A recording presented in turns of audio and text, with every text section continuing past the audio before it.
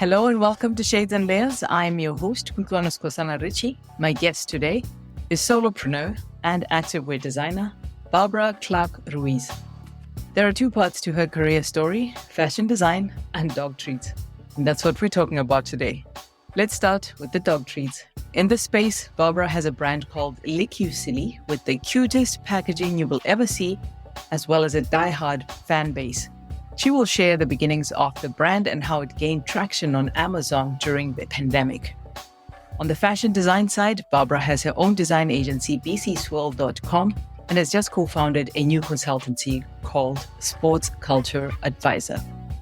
She has previously worked in France and Germany as an activewear designer for Adidas, and later in the US with brands like Fila, New Balance, Walmart, Fubu, and more recently, Kohl's. Her most notable achievement to date is a collaboration with tennis star Venus Williams on her sportswear brand 11. But hang on just a second, what does this have to do with Venus's sister Serena and tacos? Well, you'll have to hear the whole story. So here we go. Okay, so my name is Barbara Clark Ruiz. I am by trade an activewear design consultant because I've been doing that for the last 20 years. But I think innately, I've always been an entrepreneur.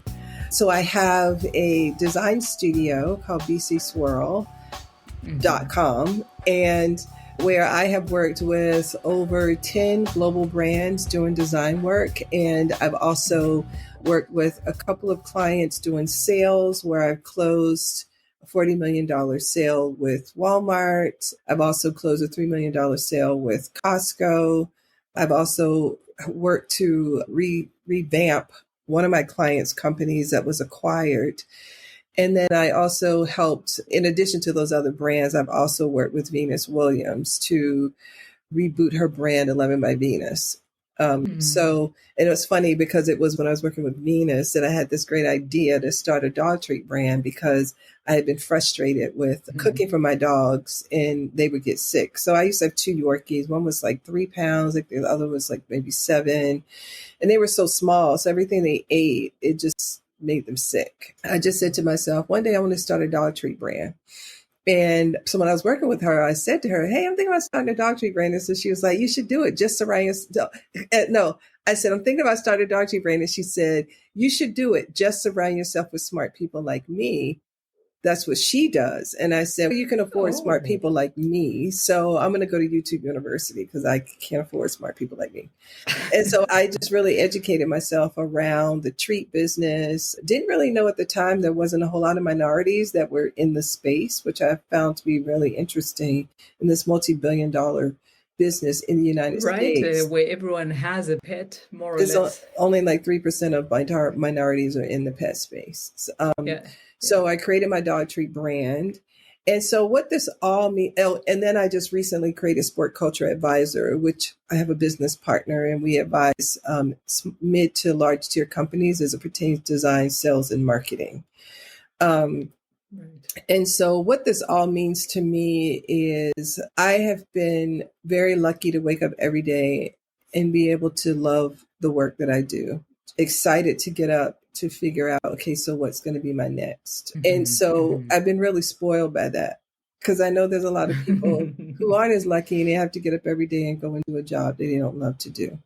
Yeah. So I don't necessarily feel like my work defines me, but I feel like my work is so much innately a part of me that it's just all encompassing. And I think that when you love what you do and it doesn't feel like work, you do it effortlessly. And because you're enjoying it, it doesn't matter if it's an 8-hour shift or a 10-hour shift. Like you just love what you do. So I just feel like, unfortunately, I'm always doodling. My brain is always trying to figure out what my next move is going to be. And so that's really great fun. Where do you get the drive? What motivates you? I think the drive comes from, I think once you work with companies and you know how commercially viable your talents can be in terms of making those companies money, because a company isn't going to hire you or continue to hire you if you're not making them any money. That's just the bottom line. So I know that the kind of money that I've made for these companies, and even in sales, the type of money I've made for clients in sales, and all that involves. And I think I'm just driven by wanting to create that for myself. Not that working for someone is something bad. It isn't. But I feel like if I can make millions of dollars for a company, like why can't I make it for myself? And I feel like that's where my drive comes from, just constantly feeling like I want to create something amazing for myself and my family that can allow us to just thrive and live life on our own terms. Absolutely. So you started Lick You Silly, which is the pet Dog treats, treat. Dog treat. dog treats. So the dog treat company Lick You Silly, you started it about 4 years ago, and of course it was to solve a personal problem that you had. But how did you know, and when did you know that you have a business? How did I know? I'm very ignorantly, because I feel like had I known that it was such a small percentage of minorities that were in this space, I don't know if I would have I don't know if I would have done it. I think I would have been content with just continuing to cook for my dogs and let that be okay. But I also knew that I wanted to create a passive or semi-passive income stream for myself. And I felt like being able to pivot from fashion, because fashion is so fickle. It's unreliable. It is. So I felt I wanted to be able to pivot into something that I could either do semi-passively or perhaps pivot into it and be able to, by obtaining the adequate funding, be able to do that full time and just leave, fashion behind me. But we haven't quite gotten there yet. So I'm actually doing a crowdfunding campaign right now on a platform called Give Butter. And I'm raising capital because we are sold out of on Amazon again. And our biggest issue is really keeping our product in stock because it's really good product. So cute, that artwork. Thank you. My daughter did the artwork because she's the illustrator. She studied in Hong Kong her first 2 years of college. She went to Savannah College of Art and Design. And then I designed the packaging around it because I'm one of these people that goes into a liquor store and I buy a bottle of wine because it's got a pretty label. I don't really drink, so that's what I do. So I felt if I could design a really pretty packaging that would stand out on the shelf, that the product inside was really incredible product, and that was really important to me. It took me a long time to find a supplier that would sell to me because my volume isn't that big. I had to sign a lot of NDAs, but I did manage to find a company that would sell to me. And this alone has just been such a fun ride. But no, I didn't know that I could turn this into a business because when I started it, my ranking on Amazon was about 170,000, which meant it was 170,000 other brands ahead of mine before a consumer would see it. And I was in conversations with Home Shopping Network, and we were at the point where we were looking for showtimes because they wanted me to create a tote bag, and the tote bag was going to come with 2 bags of dog treats. And so I did that. Oh, so I purchased like 3,000 pounds of dog treats because I'm like, I just want to be ready. And the buyer got COVID right at the beginning. And I'm like, oof, that was before we really knew what was going on and she had gotten COVID. I don't know what happened to her, but the person who came in after her was no longer really interested in dog treats. So I'm left with these 3,000 pounds of dog treats, and I was working for a company in the city. They had put me on furlough, and I'm just freaking out in my head. Oh my God, what am I going to do? Life is just spinning on me. And so a lot of people ended up getting dogs. And so Amazon said they wanted to reserve their resources for essentials. And so they only allowed 6 categories of essentials to be shipped into their warehouse. And so dog treats and dog food was one of them. Now, I don't know. My brand must have just gotten the right algorithm or what have you. I don't know. But all of a sudden, we went from 170,000 in ranking to 15,000 in ranking in literally like the course of a few weeks. Huge. Yeah, it was huge. It was a huge leap. And just trying to keep up with the demand. It's such an incredible it's a great problem to have, but it's a frustrating problem Absolutely. when you know that you got a great product. And I'm like, I need investors. I need people who are just as passionate about dogs as I am. And we just put together our investor deck, and now we're going to start shopping it around to angel investors. But we are desperately just looking for capital because there's so much more. There's so many opportunities on the table for us. And so one of the big opportunities that I'm working on is a pitch for HGTV, and it's a reality show. And I've been working on this pitch now for a few months. I've got a bunch of people that are working on it with me. I'm excited about that because I've already had 2 formal conversations with a producer that approached me. And then I want to do a series of animated shorts with my dog character, which I have a few of those up on my YouTube channel, so people can check those out. But yeah, I didn't know that it could be something viable until it started to be something viable. I think the thing about business is like when you start a business, you need to fail fast. So I don't know, like I know how much people love their dogs. I had a lot of concern about the price of my dog treats, but it was selling and it still sells. And people will come in and buy 3, 4, 5 bags of dog treats at $29.99 and they don't even think about it. Great. But what are your ambitions for the brand? Do you want it to be something for acquisition, or you want it to be like a legacy brand? No, what are you thinking? Acquisition. Yeah, I want to build it. I want to build it the way I want to build it. I wanted to create a dog treat brand that was built on love and kindness. And that was my whole thought process behind it when I had created it. And we have a little card that you randomly get in your dog treat bags. And it's called Lick Silly with Kindness. And so when you get one of these cards, it's got a little number on the back, and then you email us the number. And then you have to do a random act of kindness and then put it on your social and tag us. And that is so sweet. I want to create just a brand where it's just fun. Like during COVID, we had a dance party with your dog.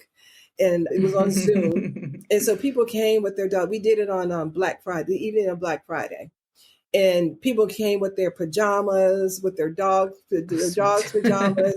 We had a DJ. So we were like dancing. It was trivia. So I was asking for trivia questions and they won my dog treats.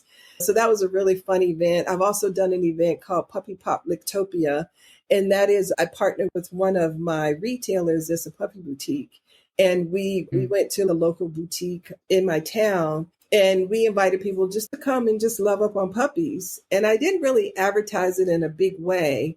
And then the day of, let's just pass out some flyers because just want to make sure people were going to come. Like we only had, I think about, 10 or so puppies. So it couldn't be a lot of people. But when I started passing out the flyers, we had over 100 people that showed up. Oh, my goodness. And so it was so funny because then the little dogs were like falling asleep.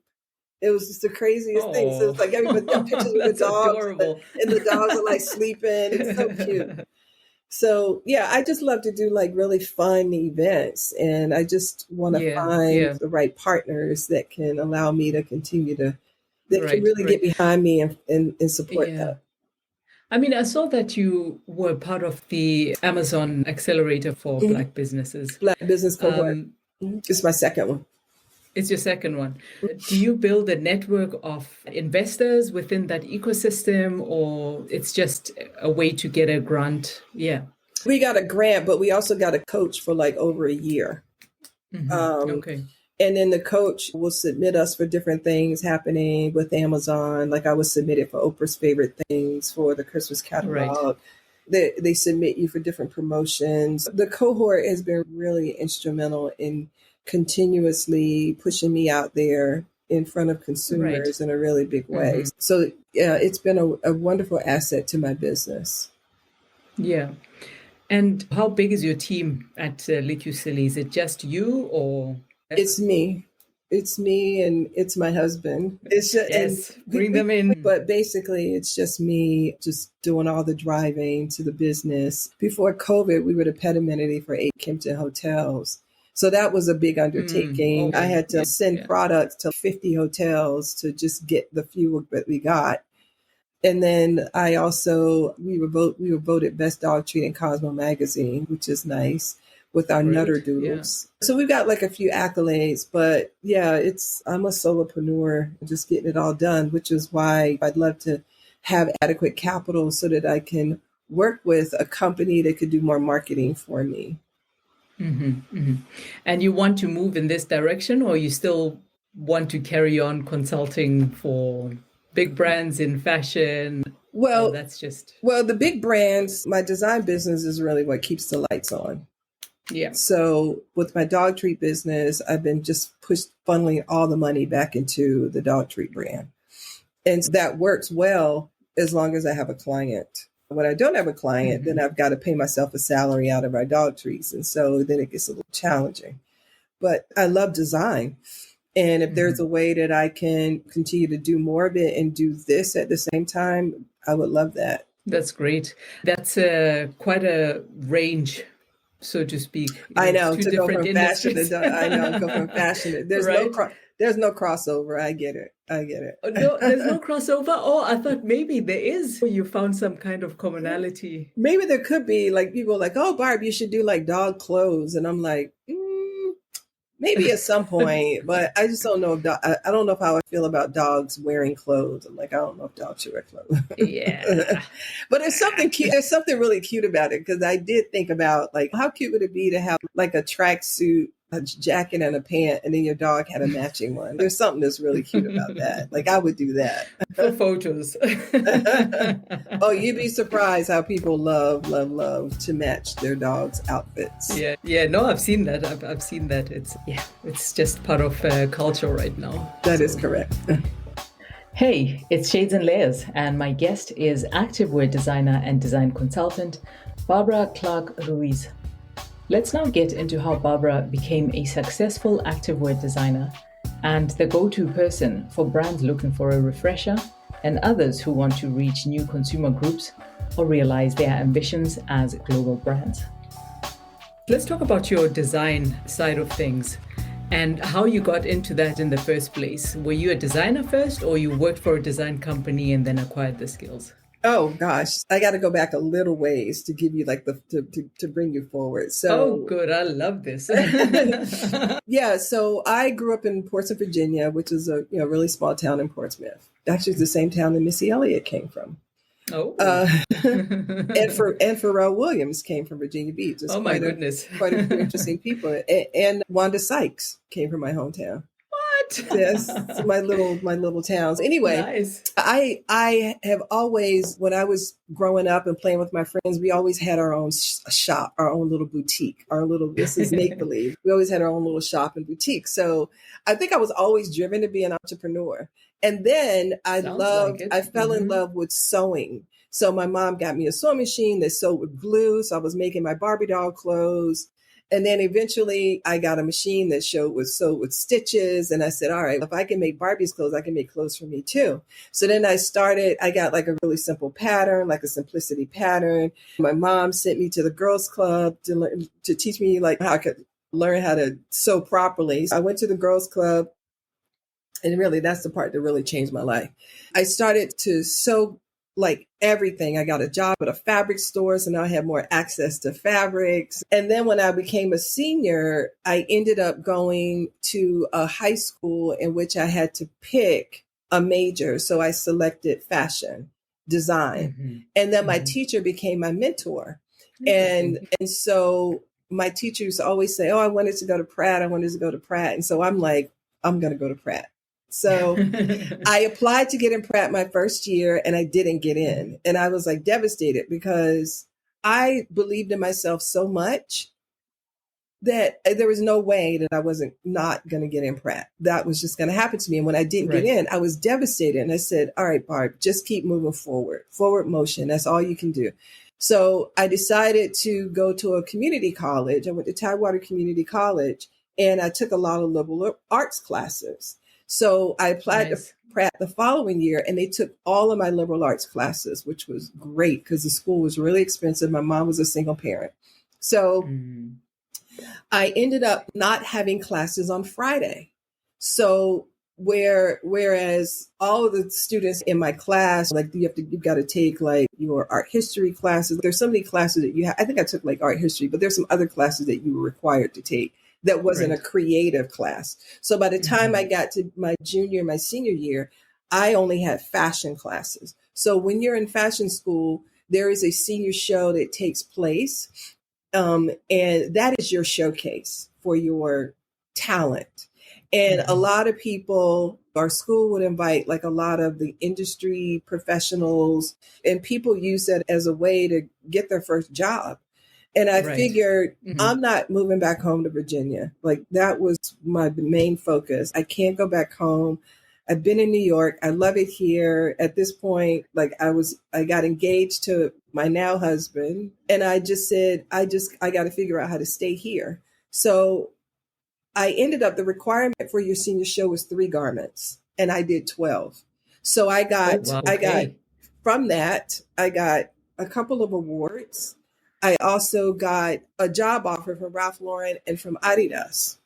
So I didn't want to work for Ralph Lauren because it wasn't offering me any money, and I was just tired of being a poor student. So I said, I had no real interest in working for Adidas, but I said, I'm going to go and work for them.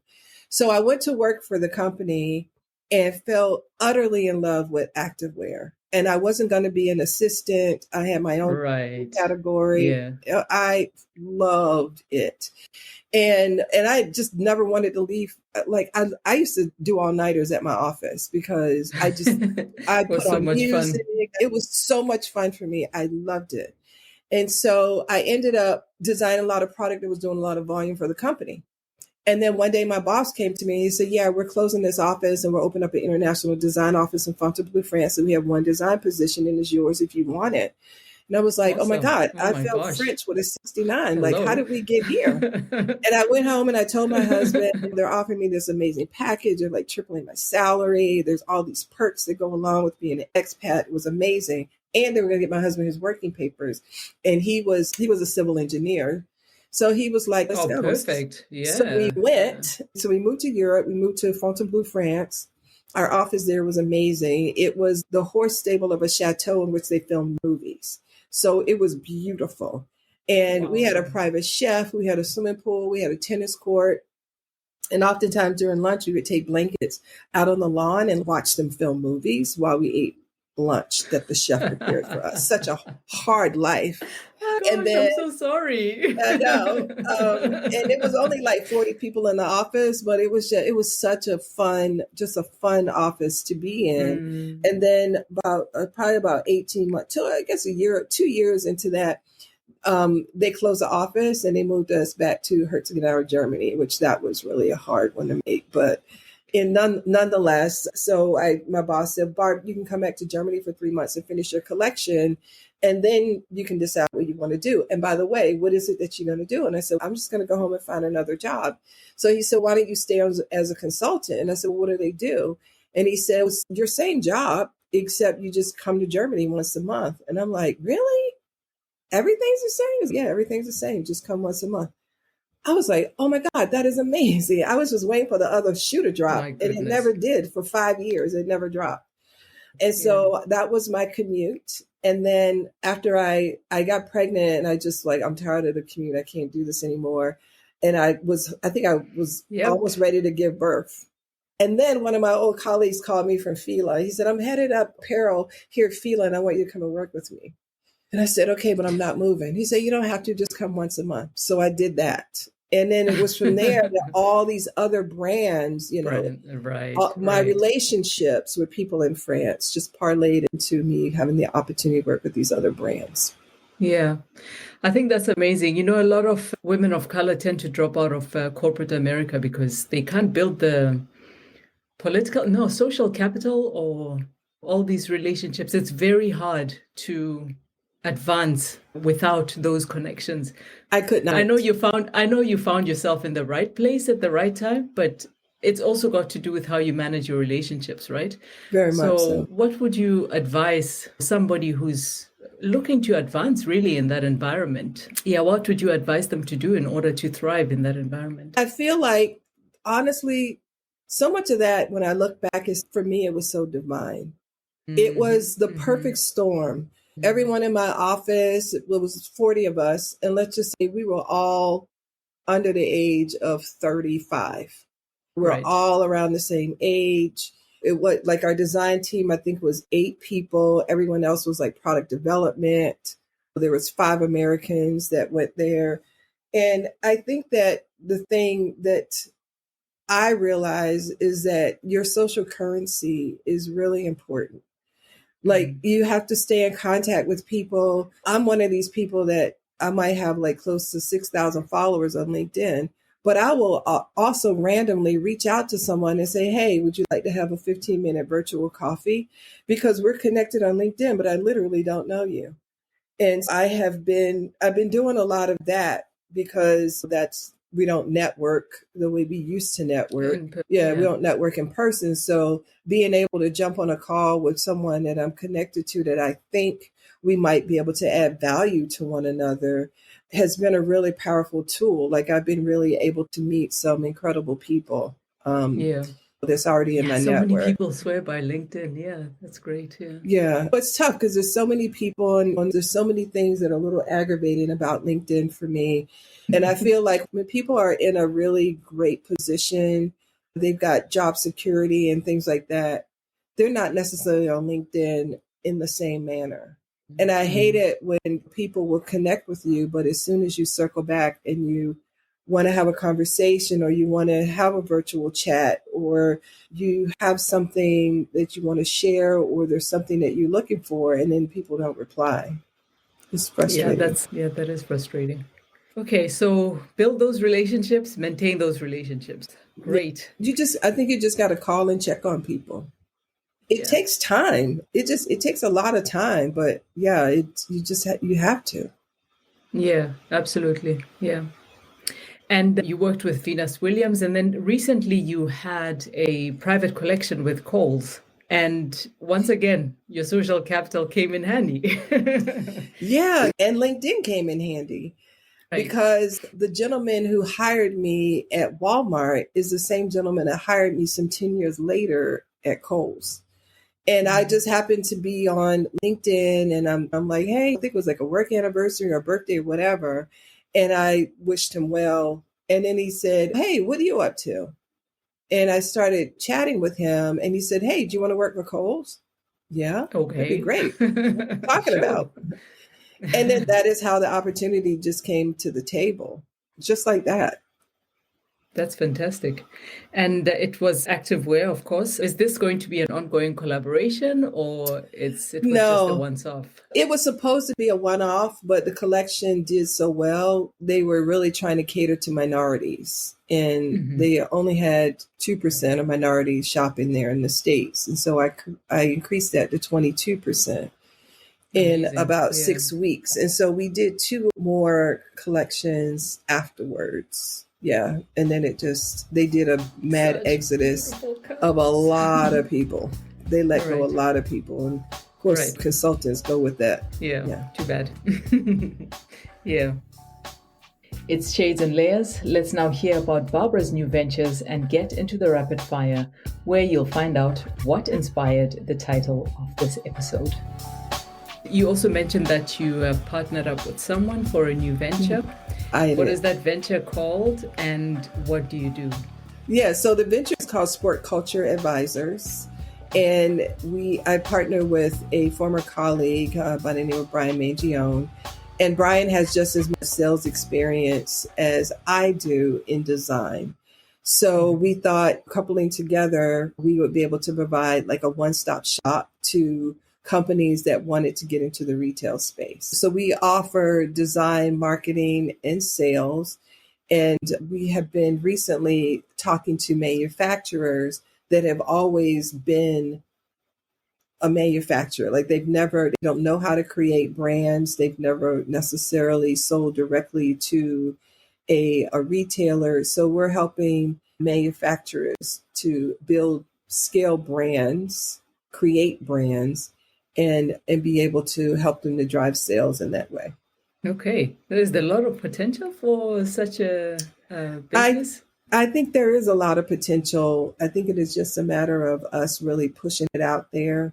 Like we're still working on our website. He and I started this just on a whim. We worked together at Adidas and Fila and then Venus. And we would talk to different companies, and a company would approach me, and then I would bring him in to talk about the sales component. And then a company would approach him for sales, and he'd bring me in for the design. And we're like, why don't we just create a company and be able to do this for real? So so that's what we did.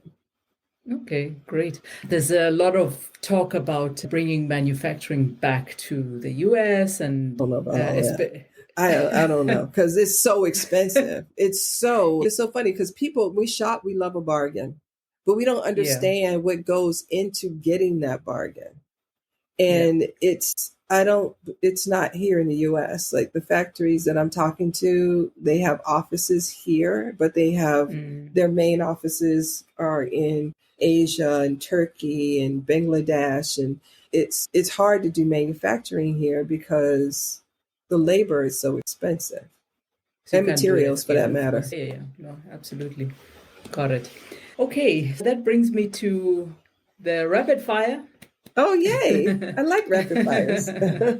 Great. What, if you had to write a memoir today, summarizing your life beautifully, what would you call it and why? Oh, I would call it Serena Williams Made Me Tacos. And she really did make me tacos. I love that. And why would you call it that? One, because I think it's a title that people would remember. It's fantastic. Right? That's the marketing part of me. But I was actually coming in town, and Venus' assistant called me. She's like, can you stop off at the Publix because Serena's making tacos? I was like, wait, what? She needs what? Oh my God, this is amazing. So we sat around a big old table and I ate tacos with Serena and Venus and a few other people. It was just like an out-of-body experience, but very cool nonetheless. I'm quite sure. But it's funny. I've had a conversation with a few like ghost writers that would, because I'm not a writer, I'm a creative person. So I need someone to help me to write this book. And I really want to focus it around confidence. Because I think that as a woman of color, people come to me, they ask me all the time, how did you get to work with all those companies? And I said, a lot of it was divine. A lot of it had to do with relationships. But I think a lot of it just was the audacity that I had to think that I could work for a company of that size. And I asked and I pitched. And so I just want to write a book that's really about confidence, because I feel like oftentimes what's on the other side of fear is the success that we want. So if we could just get out of our own heads just for a moment to get comfortable with being uncomfortable, to get us to where we want to be, I think that could be something really valuable to someone. And who would you pick to play the lead character in the movie version? Oh my gosh. I hadn't thought about that. I don't know who I would pick. I feel like she's got to be someone that is fun, a little bit goofy. Yeah. have a really nice sense of humor, because oftentimes I laugh at myself. You laugh and you cry. I don't quite have an answer for that one. Okay, that's also fine. How do you define success? By having the financial means to do what I want to do when I want to do it with the people I want to do it with. Nice. And I throw out the word sustainability at you. What comes to mind first? Sustainability. What comes to mind is the preservation of the planet that we live on. That comes to mind first, and doing things that can preserve more so than what we've done like in the past to preserve our planet, whether that means recycling or that means creating sustainable apparel. If that means, I know there's like a big trend right now with people buying secondhand clothes. Like it's just, it's so fashionable now. Yeah. Whereas 20 years ago, it was like you buy secondhand clothing, that meant you were poor, you couldn't afford it. But yeah, that's really what sustainability means to me. So if people want to work with you, just get in touch and, get some wisdom from you. Where can they find you? I think the best place to find me would be on LinkedIn. Under Barbara Clark Ruiz on my LinkedIn. That would be the best place. I also have my social media. I'm Sure. on Instagram. I'm on Facebook. Instagram is probably better. I think I probably spend a little bit more time on Instagram. And that's Barbara Clark Ruiz. That's my Insta. And I'm also on TikTok. I can send you like all of my links and things so that you Perfect. can Yeah, share we'll include them. them in the show Yeah. notes. Yeah. Yeah. I think I had one more question. Who do you admire the most and why? Who do I admire the most? Gosh, I think it's so many people that I admire. I'd like to, I think the person that first comes to mind for me would probably be like Oprah. I know right now she's like not a favorite of a lot of people, but I've always admired what she's been able to build and sustain, and she's always been an inspiration Yeah. to me, what I do. Okay, great. And Michelle She's not Obama. Let me see, Michelle Oh, Obama. yeah. Yeah, I love Michelle. Yeah, I met her one time. She and Barack, I met them both. I met them both at Oprah's house, as a matter of fact. Oh, wow. Yeah. Oh, so you know Oprah personally? I went to her house. It was for a fundraiser for Barack Right. Obama. I went, Right. and we were in her backyard. We weren't in her house, but it was full of celebrities. Amazing. And I shared a blanket with George Lucas. That was really funny. And I can't remember Melanie Hobson was there, but I remember George Lucas, and it was a few other people. It was just so many, like any celebrity you can name was probably there. And yeah, it was a big fundraiser for Barack Obama and in Montecito, where her home was. And so I actually met President Obama right before, he wasn't president at that point, but when he was walking into, we had gotten there a little early. So when he was like walking into like her backyard, so to speak, it was like, it wasn't anybody else around. So I'm like, let me go talk to him. So I went to talk to him, and he shook my hand, and I'm like, this man has definitely got something special. Like he was truly ordained to be president. Like it was just like, and it wasn't like he was talking to me and then looking around, like he was talking to me. And he was really kind. And then later I had the opportunity to talk to him and Michelle, and she was lovely. She's like a person that you feel like you've just known her forever and ever. Yeah. That was a really wonderful. Solid people. Yeah. Nice. So I think that's it from me. Is there anything else that you want to mention that maybe we didn't touch on? No, I can't think of anything other than I'm doing this crowdfunding campaign, and I'd love for people to give, but it's a platform called Give Butter, which I think is hilarious. That's great. Great name. But yeah, I'd love for people to make a donation. I also offered people, depending upon where they are, because our product is only sold in the United States because it is a unique product. I can't ship outside the US, but people get to try the product and they make a little bit of a donation to our cause. Yeah. Nice. And that is all from me this time around. Thank you for listening. Please go to the show notes for all links and mentions in this episode. And while you are there, please like and rate this podcast so that others can find it. 5 stars would be amazing. Thank you. I'm Kutwana Skosana Richie, and until next time, please do take good care.